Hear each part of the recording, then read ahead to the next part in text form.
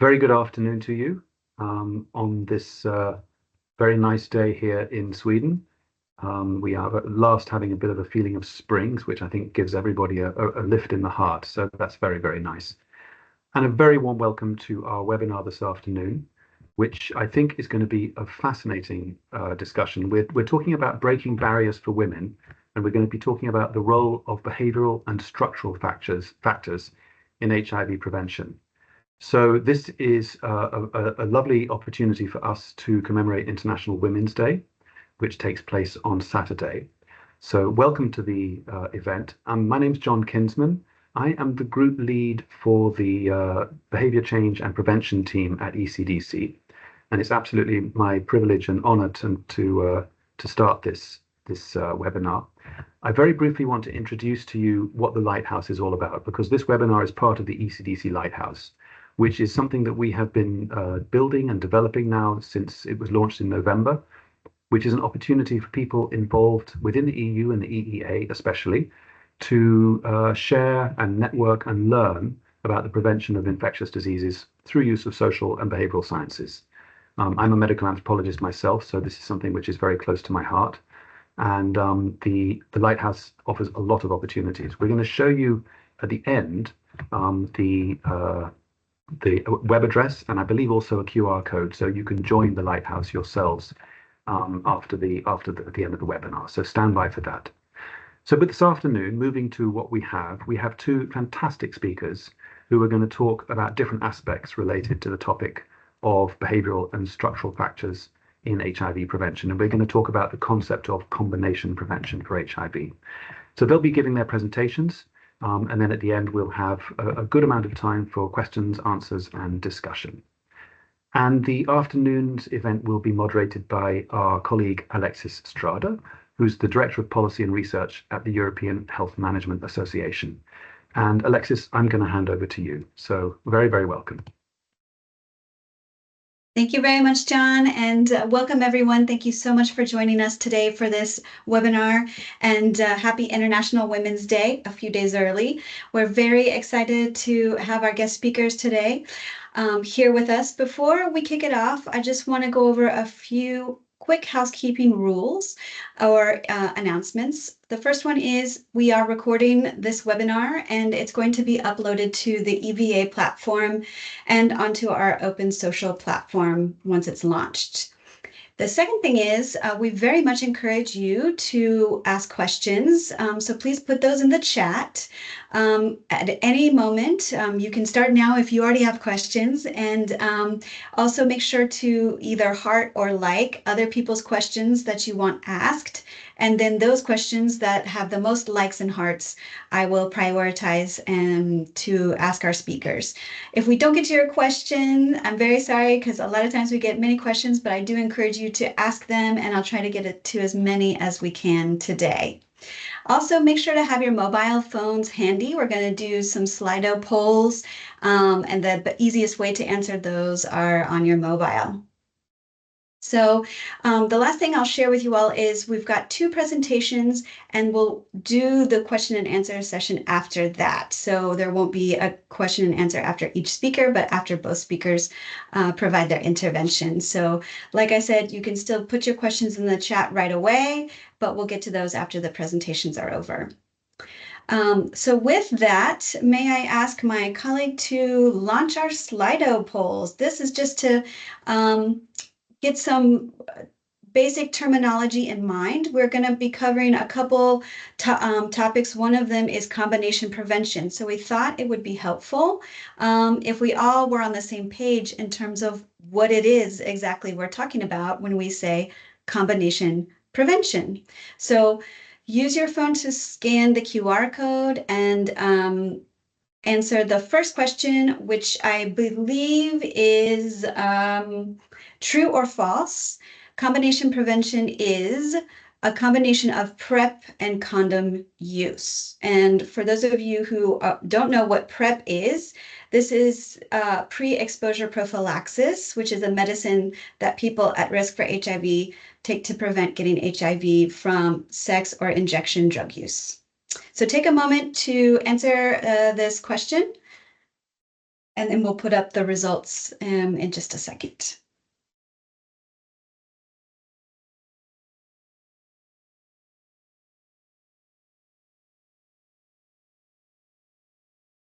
Ariana, do you want to show the result of our poll, please?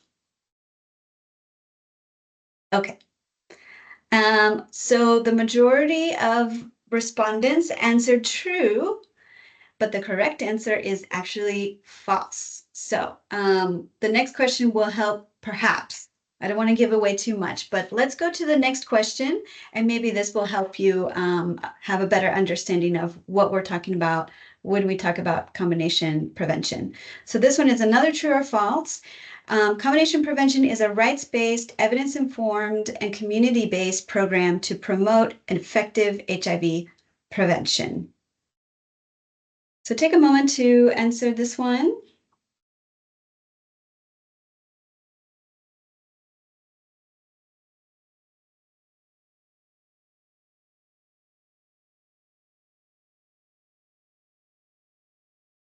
Okay, I think about half of you all have answered, so let's take a look. Aha, okay, very nice. So most of you, 96% answered correctly. This is true. There are several different definitions of combination prevention. The one we're using today is from UNAIDS, and you'll learn more from our speakers later on about combination prevention. So let's move on to the third and final Slido question for you all. This is getting a little bit more challenging. So this is a type in response, cloud of replies. What barriers do women face in accessing HIV combination prevention in their communities? So it's okay if you don't know the answer, make an educated guess, type it in, and we'll compare this to Slido responses after the presentations. So it'll be a check your knowledge Slido at the end. So do keep your mobile phones handy, and just a quick note, I'll remind you again later that the Slido at the end will be a new code, so you have to rescan the QR, but I will remind you. So take a moment to write in the word cloud.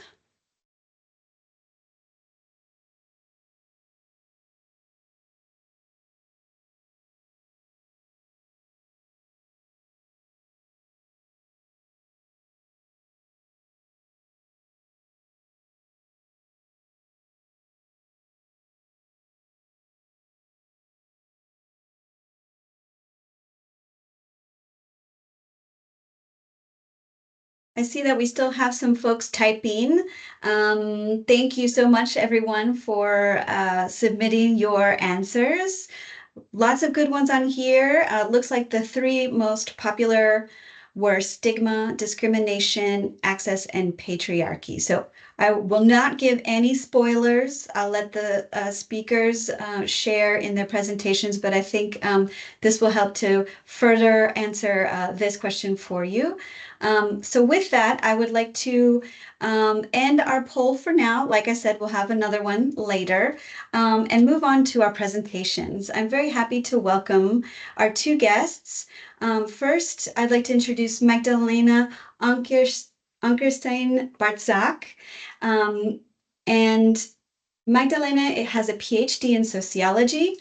She is the CEO of Foundation for Social Education, a Polish non-governmental organization based in Warsaw. She represents this organization on AIDS Action Europe and the EU Civil Society Forum for HIV, Hepatitis, and TB, and COVID Test Network. Within the organization, she coordinates testing and harm reduction programs. Magdalena is a member of the group of experts at the Polish AIDS Scientific Society. She is an EATG, EACS, and IAS member and co-chair of the Working Group of European Testing Week, where she represents the European AIDS Treatment Group, EATG. Our other guest speaker is Harriet Langanke, and she is a journalist, sexologist, founder and director of Germany's Foundation Sexuality and Health, GSSG for short. With GSSG, she hosts several projects focusing on women and HIV. She has extensive experience in sexual health, and Harriet is the editor-in-chief of the Diva magazine, spelled DHIVA, and has contributed to research on sex workers' clients at Malmö University. She advises the German STI Society and co-chairs the Combination Prevention Program at EATG. So with that, I will hand it over to our two guest speakers who are going to be co-presenting. Take it away, ladies. Thank you very much.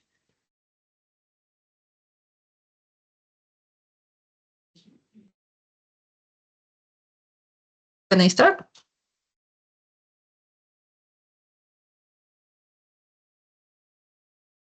Hello, and good morning and good afternoon for those people from different parts of the world. My name is Magdalena Ankiersztejn-Bartczak. I'm CEO from the Foundation for Social Education. Can I have the next slide, please?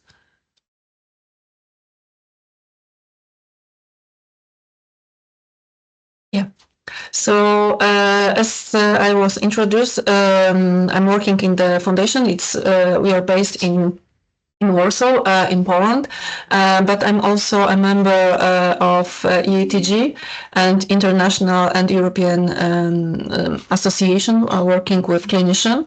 And it's for me a great pleasure and privilege to can speak here with Harriet, my colleague from EATG, and be part of this interesting Lighthouse webinar. Next slide, please. So from the beginning, for those who do not know the UNAIDS strategy, it's very important to mention where we are and where we are going for, because the strategy should be made until 2030. So we should have 5 years to implement it in our country, and many governments signed it. And for those who do, probably most of people listen to us here knows what is 90-90-90. So right now we also implemented for 95-95-95, and today I'm mentioning about it because from one of the 90 we have also 95 use combination prevention. It's very important because for many group of stakeholders, everybody knows that access for treatment is very, very important, but we cannot forget about other aspects of also prevention. So, of course, it's also very important to work around stigma and discrimination, access for harm reduction, and this also one of the points is very important. 95% people who should have use combination prevention. Next slide, please. So where we are, as I mentioned, we have deadline until 2030 that we can be on this target by UNAIDS, but we are not even close to this target. And as you can see, UNAIDS even show where we are and where we should be. And there was also the message that HIV prevention and all hands on the deck. Next slide, please. So from the beginning, as you see on our Slido question, and I'm happy that 96% of you answer correctly, we use, as it was mentioned, there is a different definition of combination prevention, but we use and decided to use here on this webinar, UNAIDS defines combination HIV prevention as a rights, evidence and community-based programs, and that promote a combination of biomedical, behavioral and structural intervention designed to meet the HIV prevention needs of specific people and communities. Of course, other definitions are also good, but for our perspective, this definition includes the main important facts. Next, please. So what we understand, what is well-designed combination prevention program, how it should look like. So first of all, it should be tailored to national and local needs, because we know from the past that some programs implemented for the individual country doesn't work because, for example, they are not include cultural or religion part of these countries. It should base on epidemiological information, concentrate resource on combining activities where they are most needed. It should have also a structural intervention, make it possible to create the prevention action to biomedical and behavioral components, and affected communities should be fully involved in these programs. And this is also very important for us, that we should comparing different stakeholders, but it must be also including mobilizing community, private sector and government resource to achieve that necessary participation. Next slide, please. So what we understand of biomedical, structural and behavioral part of this combination prevention. As you can see, there are several different aspects of this combination prevention. So biomedical intervention with clinical and medical methods, for example, condoms and lubricants, HIV testing, but also what was mentioned, PrEP and PEP, so post-exposure prophylaxis and pre-exposure prophylaxis. Voluntary milk and needle and surgery programs. This is the different point of the biomedical part. The structural part of include intervention that promote an ability environment, for example, decriminalization of transmission and key population, gender and gender violence approach, and laws to protect rights.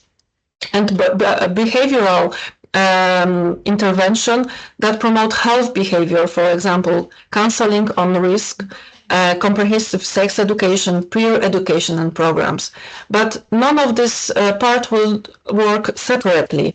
We have to implement it together. So we know from the previous years, when we implement PrEP without education, without changing the behavior, we find out that also other STIs growing up, because people who are using PrEP stop using condoms. So we have to compare this free biomedical, structural and behavioral activity together. Then combination prevention would be much more successful. Next slide, please.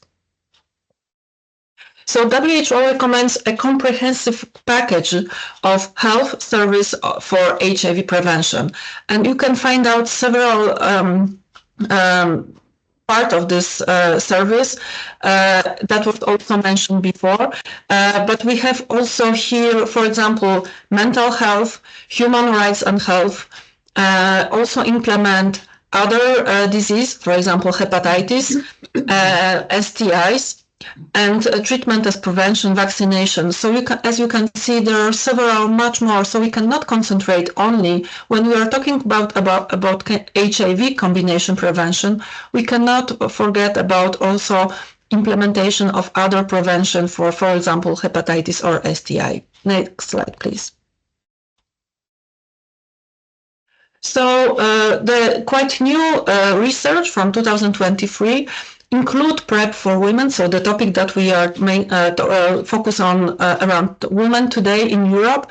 And this systematic review shows barriers, of course, one of the part of combination prevention, as I mentioned before, PrEP. So barriers to PrEP uptake are complex and rooted in institution and society stigma, which must be addressed at policy level. HIV prevention with PrEP is not one size fits all and requires a gender-responsive approach. Further research into the use of PrEP in cis, pregnant, breastfeeding, and transgender women is essential if we are to stop HIV transmission by 2030. And next slide, please. And the final part of my presentation, because more details will be showing by Harriet, we cannot forget also about the new situation in Europe, about mobile population and people who are traveling from one country to another country. And in those group, we should also include women, because we have also different perspective of way of transmission from West and East Europe.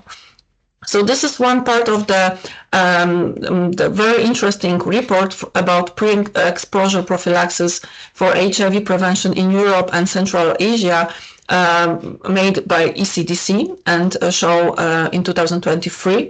And when we are talking about PrEP, we very often see the very nice green map of Europe when we have quite good access for PrEP. But when we go directly to the details, we can find out that there are several populations that are not so good, and migrant and also undocumented migrants.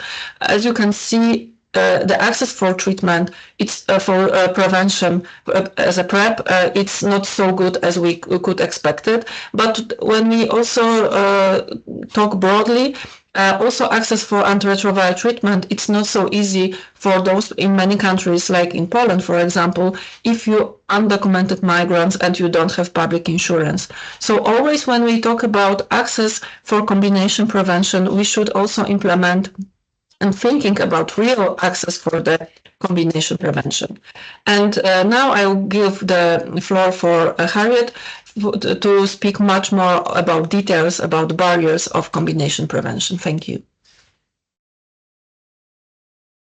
Thank you so much, dear Magda, and thank you also for the nice introduction that helps me to go very quickly about this slide, the introduction slide. I just want to draw your attention to the little picture on the right where you can hardly see DIVA, which puts HIV in the middle of the magazine's title.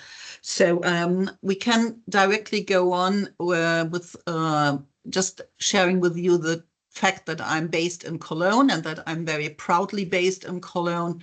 And I hope the sun is with you as well as it is here. And I can have the next slide, please.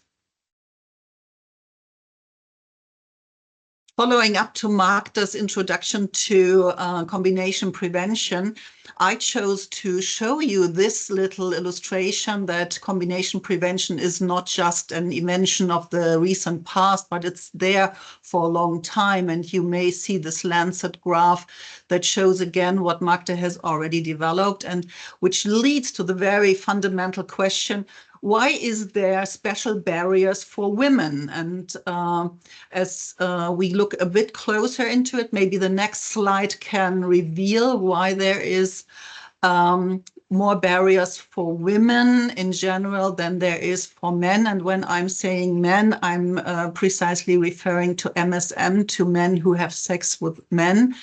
And even though you might find this little graph a bit overloaded, it shows you with the colors, I hope you can identify the colors, that some of the prevention tools and methods are only feasible in collaboration with male partners. So not all of them share the pink arrows that they can be used solely by women independently.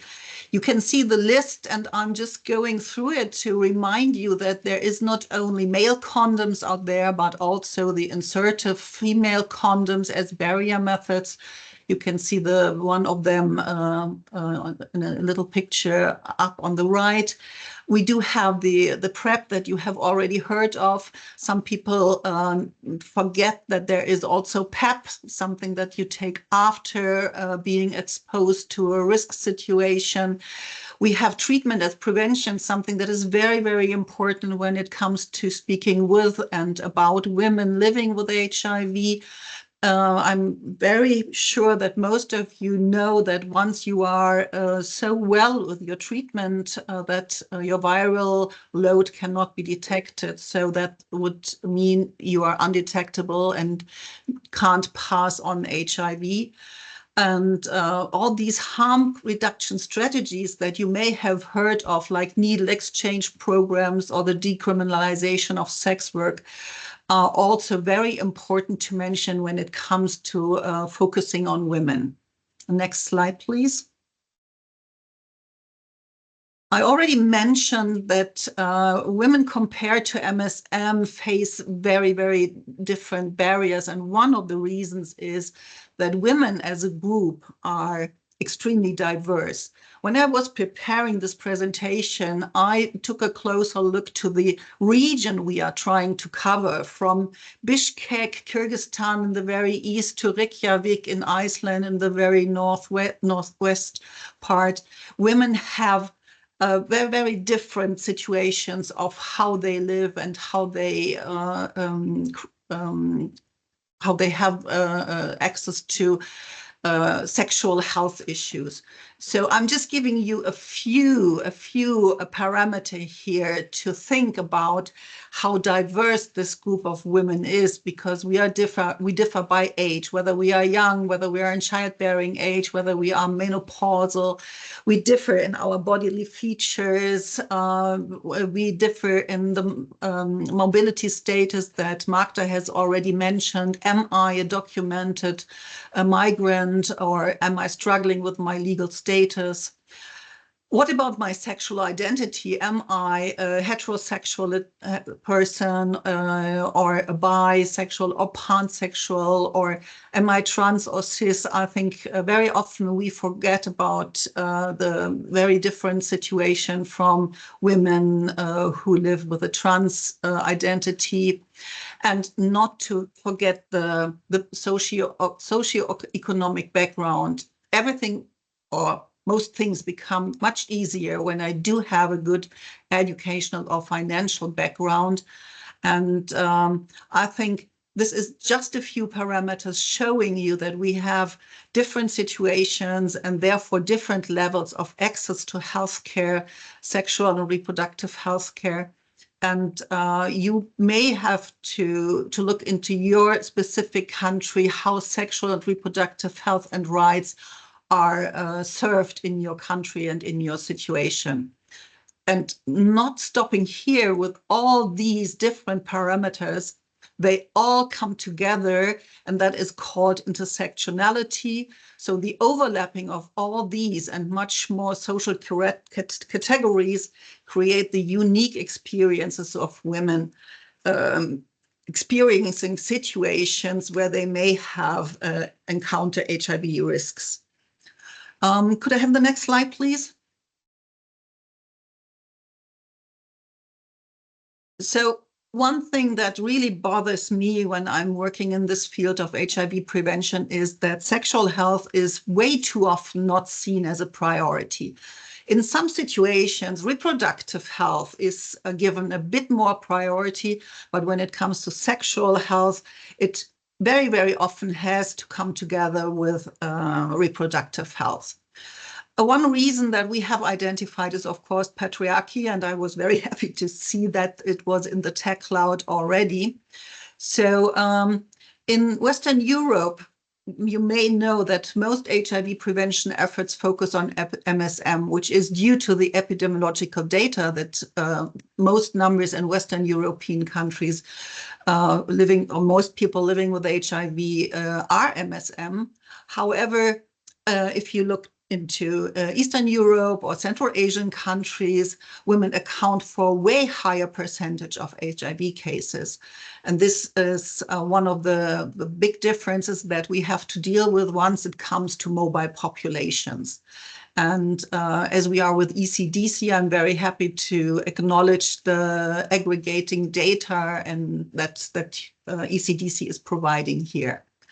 So this all leads to two different lacks. The one is the lack of awareness and knowledge. If I don't know that there is combination prevention out there, then how should I try to access it? And even if I know that there is something available, ranging from behavioral things or biomedical interventions, how would I get that? And then the very huge barrier that you also named, it was, as I remember, in the center of the tech cloud, is stigma. And let's take a closer look to those barriers. May I have the next slide, please? I called it barrier A, and of course the alphabet is very long. You can have much more barriers than the 4 that I picked. I just want to remind us that our women's economic and emotional dependency on men that we very often face in our societies, whether we are based in Central Asia or Scandinavia or Southern Europe, if we face those economic and emotional dependencies that may limit our ability to negotiate HIV prevention methods. Just imagine the situation when you're trying to negotiate condom use. You just need to have a partner that is able and willing to take care of it too. Then we cannot, and especially not on the International Women's Day, close our eyes again to see or to acknowledge that there is gender-based violence and coercion out there that reduce women's sexual autonomy. And there are often very discouraging norms in our cultures and in our societies that we could get sexual agency. I know this sounds quite discouraging, but I come to some solutions quite quickly. Could I have the next slide? I already said that we have to face the lack of knowledge for women. And when I go here in Cologne to my pedestrian zone and ask randomly those men who I think identify as queer or gay, they know very well what's out there on PrEP. And sometimes they even teach me what to do with PrEP, where to get it, how to take it. But if I do the same with women who I would identify to have a very active sexual life, having multiple partners, and I ask them, a lot of them just don't know. And this leads directly to the next barrier. See, next slide, please. As I mentioned before, even if when we are aware of those prevention methods, we don't have automatically access to it. This is a matter of lacking costs, financial resources, legal and social insurance status. And of course, you mentioned stigma. This also happens, unfortunately, in healthcare situations. So there is limited female-centered HIV prevention programs, and we need a better, well, I define it as a lack here, but you can already feel that there's also the approach of overcoming these barriers, HIV education and prevention to be integrated in reproductive health care. Next slide, please. This is just one slide to offer some approaches to overcoming those barriers. One is, of course, education, sexual education that contains gender-sensitive HIV education programs. And of course, we are speaking English here, but I would like to know how many of us do not have English as a first language and how many languages we need to reach the women that need to know about combination prevention and their access. Access is the next keyword. We need to improve the distribution of female-controlled methods. That includes PrEP, that includes vaginal condoms, and many more things that are still out there in the pipeline, like the dual prevention ring you may have heard of, and other things. We also need the structural change that target more HIV prevention efforts for women in the epidemiological research in our specific countries.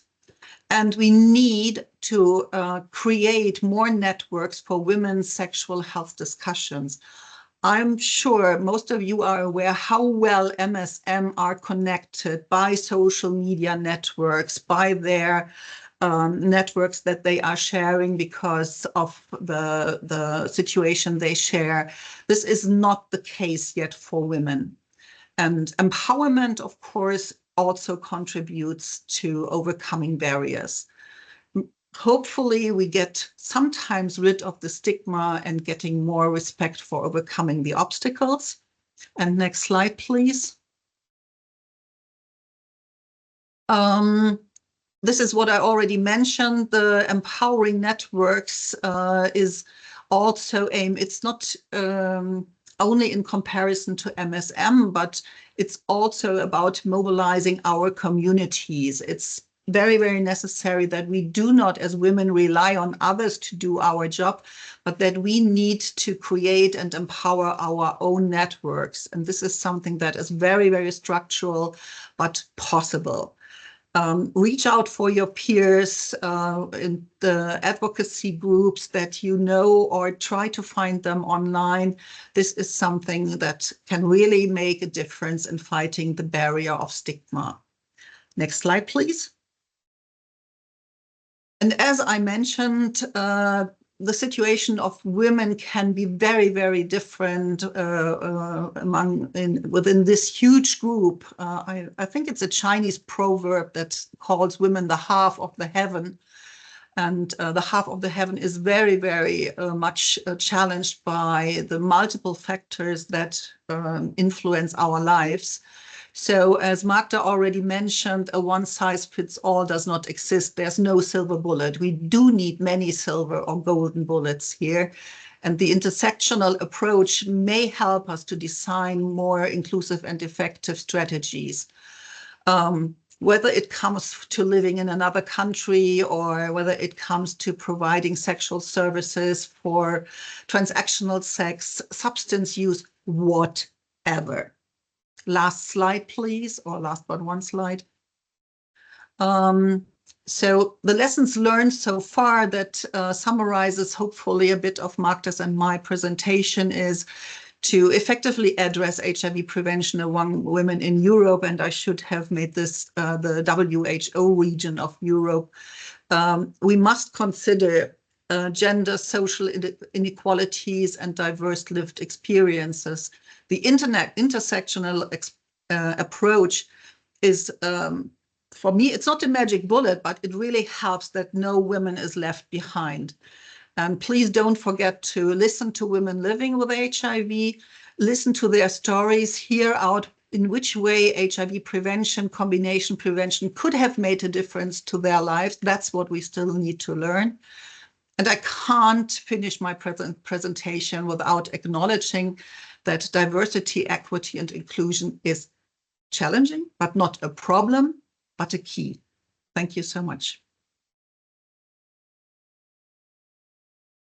Thank you very much, Magda and Harriet, for your presentations. I know I learned so much, and so I very much appreciate you taking the time to share with us today on a very important topic. You know, just looking back at what, you know, Magda was talking about in terms of combination prevention is not a one-size-fits-all program, and underlined the importance of not forgetting about migrant populations and PrEP for migrants as a group that's often overlooked, and also acknowledging that access to ARVs is also very difficult for this population. And you know, then looking at barriers, of course, intersectionality was very much highlighted in your presentation, Harriet, which I think is so important and can't be emphasized enough, as well as I think you did a nice job of clearly articulating the three barrier area categories, I would say: patriarchal structures, lack of knowledge, and lack of access. So of course it's more complex than that, but it helps for us to have these key takeaways as we bring this into our own professional work. So thank you both again for that. So before we start taking questions from audience questions, I'd like to launch our last Slido, just to do a knowledge check and see what you all retained from these engaging presentations. So get your mobile phone. Remember, you need to rescan the QR code, and then please provide your input in terms of how can we break down these barriers to improve access to HIV prevention for women? So take a moment, fill out the Slido. Let's see what we get.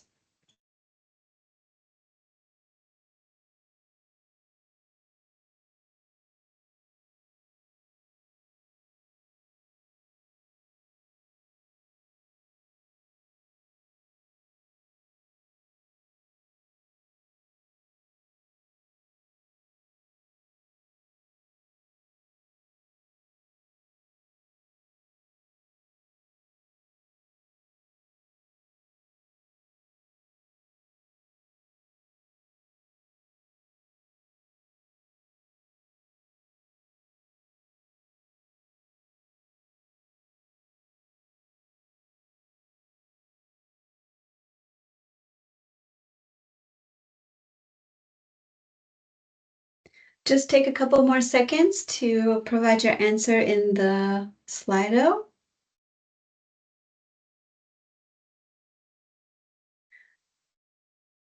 Okay, thank you very much for participating. So we see in the poll that in terms of how we can break down barriers, the audience says education first and foremost, then networking and community engagement. So Magda and Harriet, do you feel like these are the key ones? Are there, I'm sure there are many, but do you think we were capturing the right ones?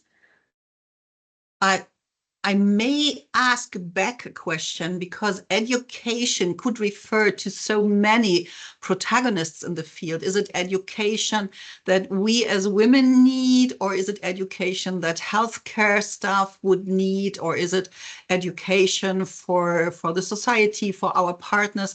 I think as long as I see this word, I would love to see it directing to each and every stakeholder in this field. So that if that's the case, then I'm very happy to see it that much enlarged here. Magda, I know your foundation's name. It carries education in its name, so you must be much more happier than I am. No, but it's also one of those questions that it's not good one answer. And those what you write here, and I'm thankful for all this information back. This is what we should have on when we are talking about improve access. So it's not only one point. There's several situations that we have to include. Networking, community engagement, of course, it's very, very important. But also education as a more webinar, fighting with stigma, peer support, everything what you wrote here, it's really, really important. But again, what Harriet also mentioned, we cannot use only one way. Because when we go one way, we forget about other point that is also very, very important. Very well said, Magda. Thank you.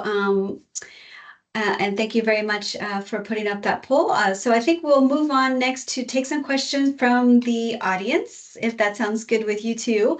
So our most popular question, a very interesting one, is about breaking barriers for women. Lorena says, we often talk about breaking barriers for women in accessing HIV prevention and treatment, but many of these barriers are deeply rooted by the time they reach childhood. How can we ensure that conversations around HIV, gender norms, and healthcare access start during the teenage years so that young women grow up with the knowledge, confidence, and resources to navigate these challenges before they become structural obstacles? So I don't know which of you would like to take that first, but Magda, that one's with you. You're still muted? Yeah, sorry. It's very, very good point. I'm also from the educational background, so for me it's very close to my heart. And also from my perspective, from Poland perspective, we are right now during a huge discussion about health education implemented at school. And unfortunately, many people do not understand how important also sexual education is, and people don't understand what is sexual education and what is the difference between sexualization. And many stakeholders unfortunately use this second information, sexualization, like the reason why we should not do it. And we have to fight for it from Polish perspective, because as we know, it was also mentioned by a person who put this question, but it's also, I think, statement that when young women, adult, start with this basic knowledge, it's really much easier later on to implement another part of the combination prevention. I would like to second each and every word that I've heard from Magda, and I would like to add one thing.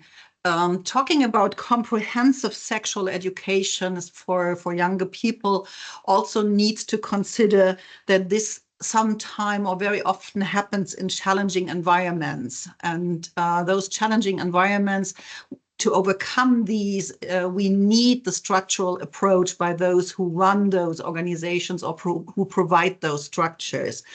And I would also like to emphasize, yes, we need tailor-made approaches for women, but we also need tailor-made approaches for men, because women are not existing without in a vacuum without men out there. So this has to be, which is why I like to stress comprehensive sexual education as one of the approaches that really could make a difference. So thanks for this question from me also.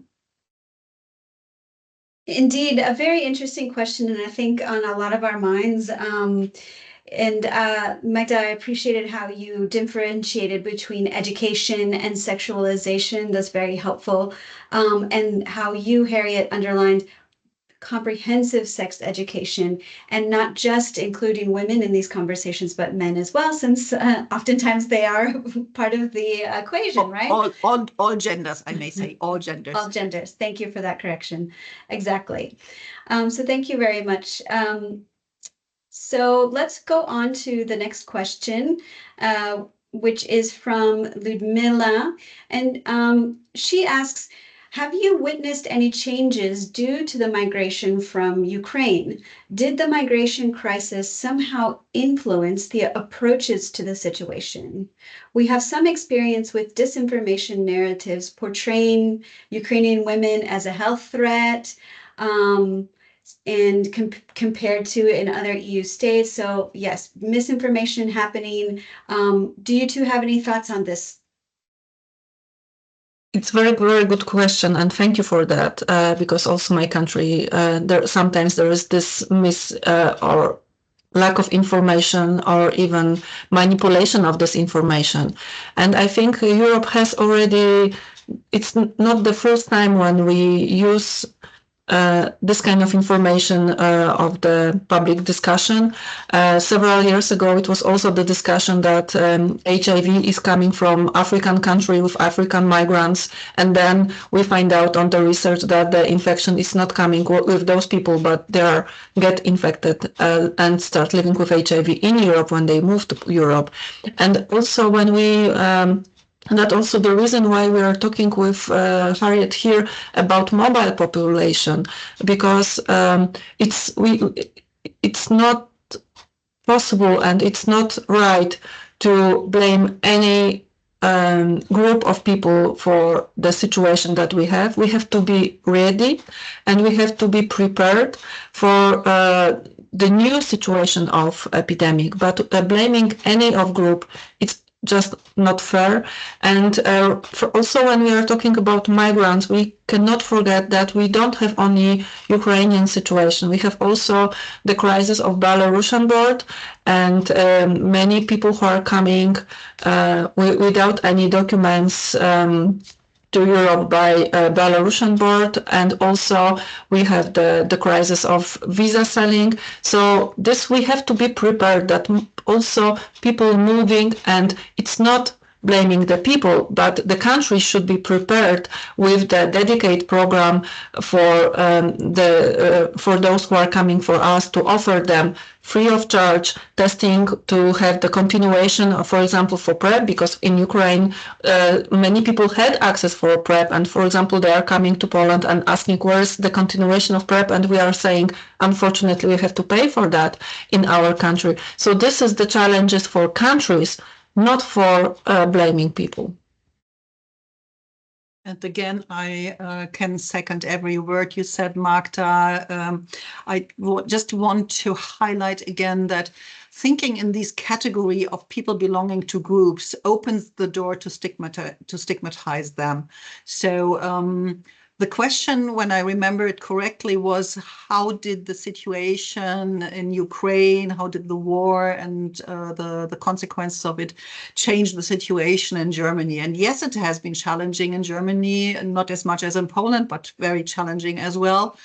And I'd like to see the challenges also as a resource. Actually, women from Ukraine living with HIV or having a specific a need for learning about HIV prevention, how it's happening here, also helped us in Germany to put more emphasis on the situation living with HIV and being at risk.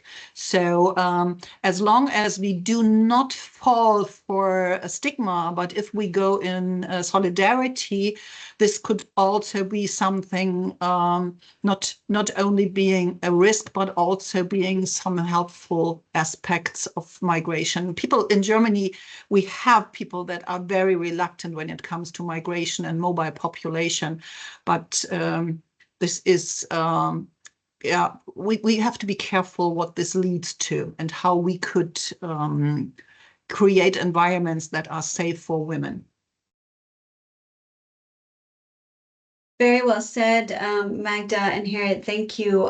Indeed, it's not right to blame any group, as you said, and it's about being ready and prepared, because this kind of thinking certainly opens the door to stigma, as you said, Harriet, and we can take these challenges as opportunities to put more emphasis in areas of public health where there is more resources are needed. So absolutely, thank you.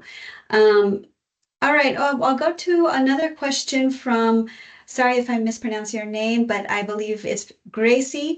They would like to know if there are any examples of innovation-based in evidence and impactful interventions that are helping to currently address the challenges mentioned in your presentation. So what I'm understanding from that is they want to be inspired by some good news, something that you've seen worked, perhaps an innovative intervention or activity, could be technology-wise. Does anything come to mind for you two? Yes, we have very long list of good practice, I think, from our country. I can speak from the Polish perspective when we very quickly open our access for all people who are coming to Poland. We, as a foundation, translate all leaflets for other language, and our website is in Ukrainian and English and Russian language.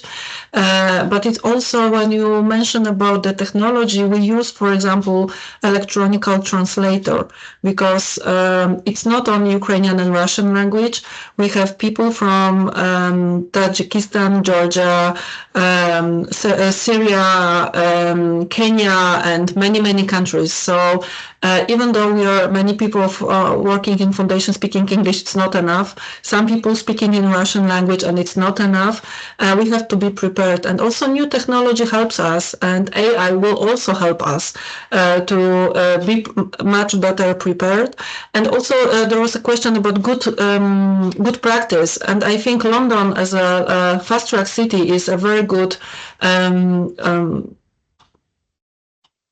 the situation that we can focus, that those London is the first city has already have 1990 and different combination prevention programs, and also dedicate for the migrants, for the MSM population implementation prep, but also coordination of different stakeholders, inviting also people in HIV and members of community. It shows that it helps, but we have to work together and we have to have funds for that. Again, I agree. Asking or trying to answer the question, what was game changers in the last time, and one game changer for one of the projects or programs that my foundation is running is actually it's messengers, those social media messengers that I have seen peer-to-peer groups establishing themselves and providing information in these groups that function on a peer-to-peer basis. We still need to support these groups with facts and evidence-based knowledge, because otherwise we have fueling stigma or misconceptions here. The second thing I would like to mention is it's not new, but it's very important to remember that the decriminalization of sex work is key to reaching out to women who, whether they feel that they are sex workers or if they are just providing transactional sex, that they get a situation in which they are able to talk to a healthcare professional or stakeholders in the field about what they're doing and what situations they are living. So I think that's is a game changer in those countries that have decriminalized sex work. And last but not least, AI, as Magda said, is something that is just right now happening. I can see that this is happening, and I'm not quite sure yet how we as activists or advocates can play a major role in it, because this is, as AI is meant to be, run by those who use it. But I'm quite confident that as much as we have learned to deal with the social media world out there, we will take advantage of AI tools as well. We need to do so, because otherwise we lose this opportunity. I'm a strong advocate for supporting us ourselves to use it. Thank you very much. Very nice closing to our Q&A. I think hopeful thoughts from you two, inspiring in terms of what we can see coming down the future for helping to address some of these challenges and barriers. So I thank you both very much, and thank you to all of you who submitted your questions. And if we didn't get to your question, I am very sorry about that, but we definitely appreciate your contribution to the conversation. So before I hand it over to my colleague, John, for his closing words, I just would like to ask two favors from the audience. The first one would be to provide feedback on a short survey. So my colleague Ariana will put up a QR code. We actually have two surveys. The first one that I'm going to ask you to do, you can do later if you'd like. So let me just wait until we get to that. There we go. Thank you so much. Yeah, so this one you can do later, but don't forget to do it. So ideally now. So open the tab on your phone and please do provide some feedback, because we want to make these events through the Lighthouse as engaging as possible. Today's was fantastic, and we want to keep offering you high quality events like this. So your feedback is how we can do that. So take a couple of minutes to provide your feedback. And then for today's session, this is the next QR code. We would also like to know how you found this one to be. So please do also share your feedback. Oh, sorry, and this one is to register for the Lighthouse. Yes, okay, so we had so many QR codes today, I lost track. This one is to register for the Lighthouse, because we want to continue the conversation there. And we'd love for you to sign up if you're not already a member. And we've got lots of resources, discussions, other events, and you can stay connected with us through this platform. So we hope you will join us there by signing up today. Thank you very much. So I just want to thank again our two presenters, Harriet and Magda, for your fantastic presentations. A big thank you to those working behind the scenes, and I'm going to hand it over to John to close. Thank you. And indeed, thank you very much, Alexis. This has been a wonderful hour. Magda, Harriet, very inspiring. I'm so pleased we managed to get you both into this. Your complementarity is fantastic. The way you work together and the synergies in what you're saying, it's really, really wonderful. And I also just want to say, I think one of the key things that came out of this, which came towards the end, is about the importance of solidarity. And I think we're really in a moment right now when we need to be expressing that and really acting in solidarity. We're in a very challenging moment, but as you said, Harriet, let's see this as an opportunity. Let's do the best we can to support all of the women who need all of the prevention services in all different areas that we can get them for. Thanks everybody for the questions. A wonderful combination of things. I love the variety. AI chat boxes, pleasure, coordination, migration, Ukraine, stigma, innovative interventions, structural inequities, justice. Wonderful. Love it. All these topics are so important. They're at the core of everything. So I just want to say thanks to everybody for joining this afternoon. Thanks very much to Harriet and to Magda. As Alexis said, do please join up with the Lighthouse. And for those of you who have taken part today, you'll all receive emails in future of future activities that we'll be having on the Lighthouse. Thank you so much, everybody. Have a lovely afternoon and happy International Women's Day. Bye-bye.